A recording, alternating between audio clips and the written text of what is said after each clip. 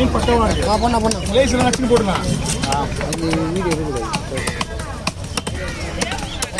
மீன் சரியில்லைன்னா உங்களுக்கு கையில் கொடுக்கும்போதே உங்களோட மீனோட டீட்டெயில் ஃபுல்லாக சொல்லிடுவேன்.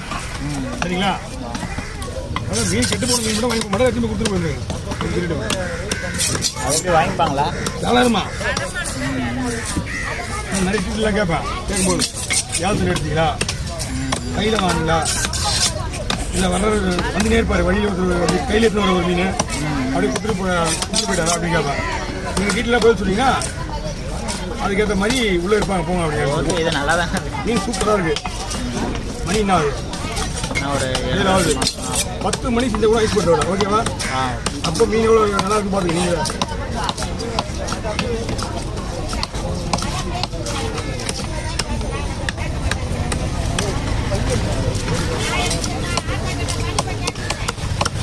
ஓகே.